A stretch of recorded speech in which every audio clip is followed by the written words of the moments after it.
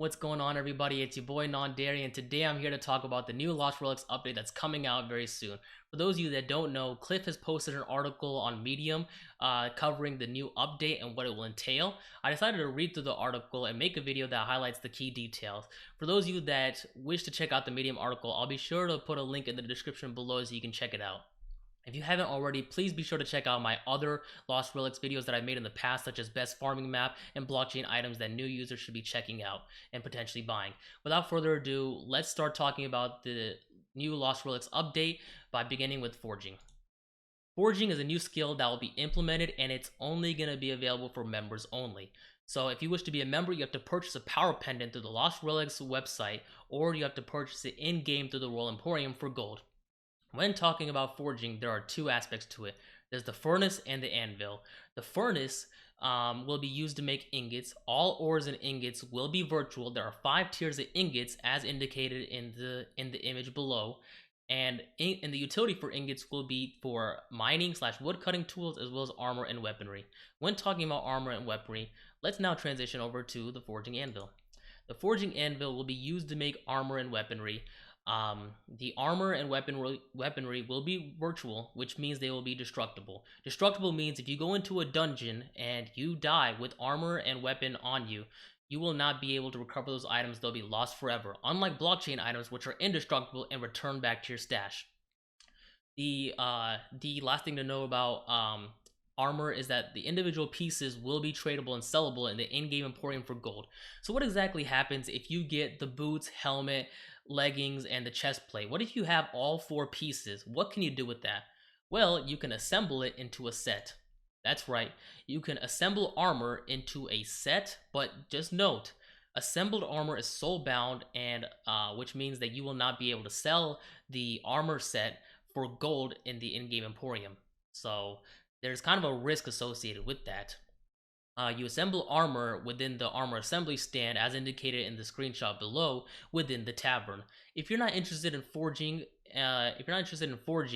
to make the armor pieces, or you're not interested in buying the armor pieces in the in-game in the Royal Emporium, you can get raider armor drops by reading the lore and reading in between the lines of the description of certain armor pieces. The way you do that is you hover over the armor set, and you can read the description, because certain armor sets will drop in specific dungeons. You just have to figure out by reading the description where they drop.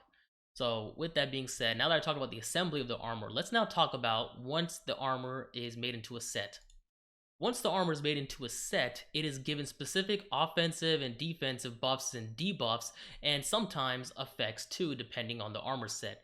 So do note that stats and properties post update may be updated in the future if Cliff thinks that there's certain armor that's too strong or too weak. So now that I've talked about that, let's actually look at this Guardian armor image here and the example stats. Do note that the offensive and defensive offer 3 types of stats: melee, ranged, and magic.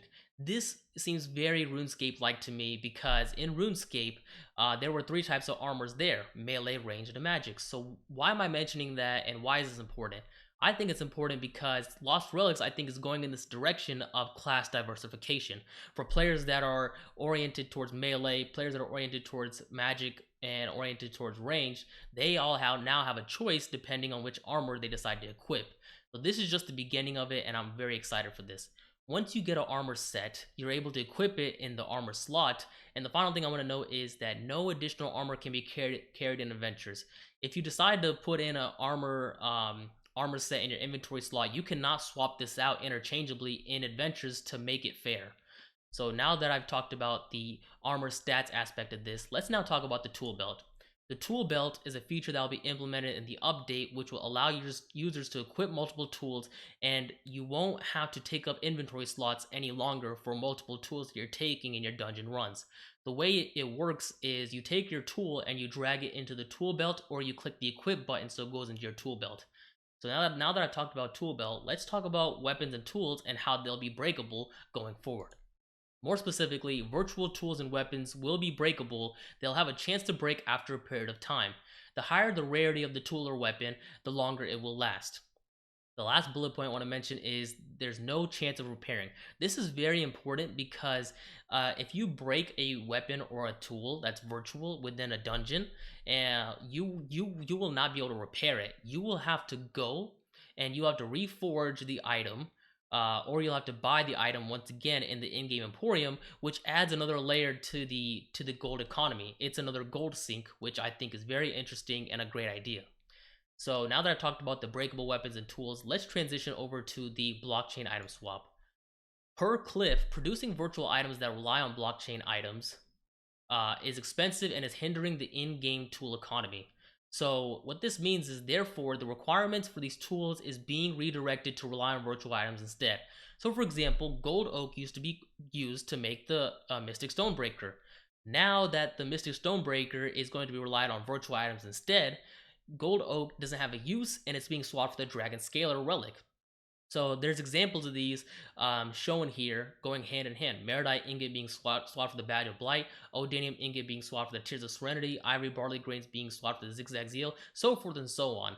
If you want to check out what these relics will be used for in terms of effects, go to lostrelics.io and you will be able to see that Cliff has added in effects for these relics that will be implemented post update. One item in relic that I think is very fascinating is the Tears of Serenity. Not just because I own an Odanium ingot, but because of the effect. You can heal 1000 health over 10 seconds while being invisible 3 times. That means you can get 3000 health in an adventure just by having this relic. So I'm quite happy and I can't wait to use the Tears of Serenity. So now that I've talked about the blockchain item swap aspect, let's now talk about weapon effects. These weapons and these couple relics listed here are items that have been implemented and used in the game um, previously, but they didn't have effects assigned to them. Cliff has now assigned weapon effects and relic effects to these items, so the value of these items I believe will go up because they now have effects associated with them. For example, Grim Divider has 5% reduced attack speed, but it has 15% increase in damage. I could see the price of that item going up from 65 eng to maybe 100 eng just because of the weapon effect and the ability that it takes down monsters a bit more effectively. Do note that this list is not completed and there are additional items that will be getting effects going forward. These are the ones that were listed in the Medium article. There could be more items that are getting assigned effects that we don't even know about. We'll have to find out once the update gets implemented. So now that I've talked about weapon effects, now I'm going to talk about champion rewards. Champion rewards are perks that players can obtain by hitting certain level milestones. So the two that Cliff has updated is it pertains to the stash deposit. The stash deposit pre-update was only available to members that were level 50.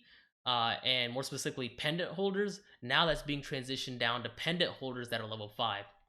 If you're level 50, you will get a cheaper fee for stashing items in the stash deposit.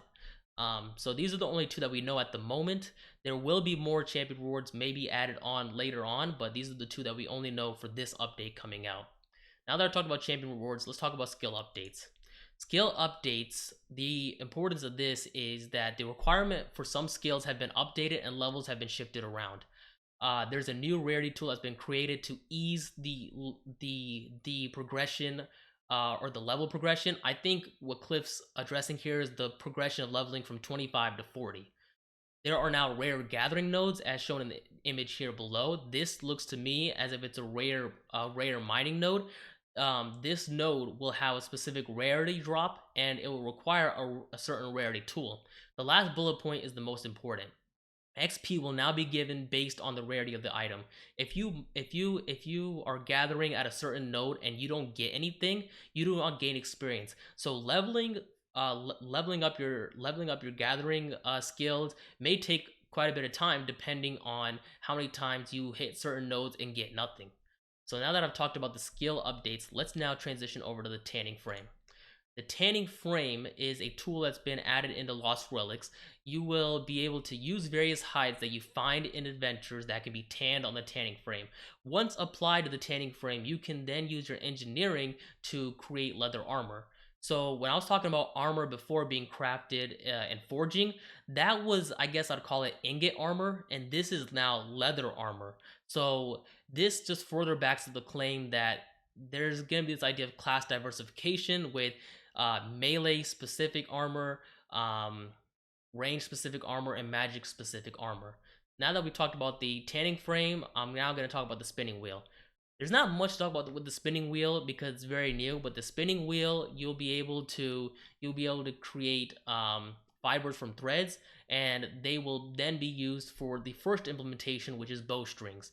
Bowstrings are going to be important because if you want to forge and make a virtual weapon, you're going to need to have the bowstring in order to forge and make the bow. This is the first use case for the spinning wheel. There will be more uses for the spinning wheel going forward. We just don't know what they are at the moment. Next thing I want to talk about is the encyclopedia.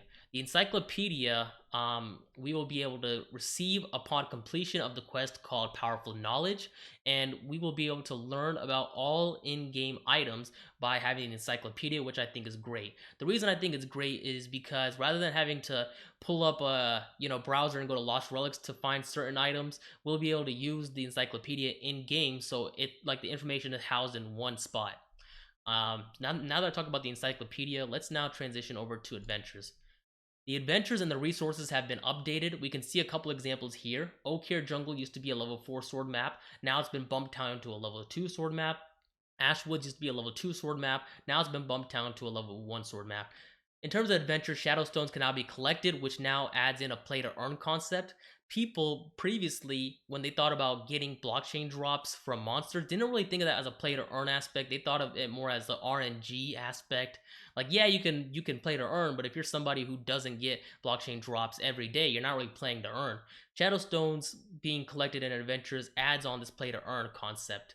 The final thing I want to talk about is that chests in adventures need golden keys, which you can get by killing monsters within the dungeon. You have to kill all the monsters and ensure that you get all the golden keys to open up all the golden chests, which means that there's this idea of now having to 100% complete dungeons for those users that were out there not 100%ing your dungeons. Now that I've talked about adventure, let's now talk about the new game mode that's coming out. Graveyard Rumble. Graveyard Rumble is a new game mode that's coming out where you will have the chance to go in on this map and you will be able to vanquish as many monsters as you can until you perish or die within the map. The top 3 people that win will win prizes. Noted here is the Natural Parallel, a mythic sword, Traumahawk, a legendary axe, and the Feeble Bloodstone, epic relic. So again, the idea is kill as many monsters as you can so you can get on the leaderboard, and of course aim for top 3. You have until the deadline of October 15th. Note that this is not going to be something where players will be able to go in with their own loadout, their own weapons and relics. So those players that have the best weapons and relics won't be able to win if they don't have the skills. Everyone's getting the same loadout, so again, it's a test of skills. Now that I've talked about the Graveyard Rumble, I'm going to now talk about Shadowstones. Shadowstones were implemented in the previous update so that users could buy items in game, like blockchain items in game, so that they could avert and avoid gas fees. Now Shadowstones have been advanced to the extent that Shadowstones from sales can be withdrawn. Shadowstones from adventures can't be withdrawn, but they can be used to buy blockchain items in the in-game Emporium and can be used to buy items in the Lost Relics online shop. I'll be sure to talk about that point when I talk in the next slide. There's a minimum limit for Shadowstones that have been changed. Previously, it used to be 100 Shadowstones to list an item. Now that's been changed to 5 Shadowstones. But you got to think if you really want to spend 5 Shadowstones on an item, because the minimum trading fee is 4%. If you list an item for less than 100 Shadowstones, you're automatically charged 4 Shadowstones as a trading fee. So definitely think when you want to sell items for less than 100 Shadowstones, if you really want to do it and if it's worth it for the little Shadowstones that you obtain. The final thing I want to talk about is in the next slide, which is the website. When I talk about the website, I'm talking about the shop and being able to purchase items in the shop. The website has been updated and there will be 5 new payment providers. That's right, 5 new payment providers. Shadowstones being one, Binance, which is saying that they will support over 30 cryptocurrencies, Crypto.com, where you pay directly from the app. The Engine wallet has been there, but note, a number of cryptocurrencies supported on the Ethereum network can be sent to the Engine wallet and will be supported on the Lost Relics website. And finally, the one that we've all been waiting for, fiat. Fiat, credit card payments. We've all been waiting for this opportunity. We know that Cliff has had issues with payment providers, but now that there's 5 payment providers, there's this idea that we will be able to use alternative means to being able to purchase our pendants, being able to purchase pets in the shop, and other items that will be added to the shop later on. Do note that some providers will be initially disabled initially, but they will be allowed later on. We just don't know which ones they are at this moment. So with that being said, everybody, thank you so much for checking out my YouTube video. I greatly appreciate it. Please be sure to like, comment, and subscribe. I've also added my Twitch and Twitter here as well. Please be sure to hit the follow on both of those as well. Please be sure to, I'm gonna emphasize Twitch. Please be sure to check me out on Twitch. I want you guys to let me know how I did in this video, how I've been doing in previous videos. And once this update comes out, I'm gonna be streaming it. So I'm going to be looking to you guys to let me know what you guys think about in terms of the updates, your speculations, your thoughts, because I feel like being able to talk about this cohesively on Twitch is a great way to get our ideas out. So once again, everybody, thank you so much for checking out my YouTube video. Please like, comment, and subscribe. I'd really appreciate it, and I hope you have a great rest of your day, evening, or night.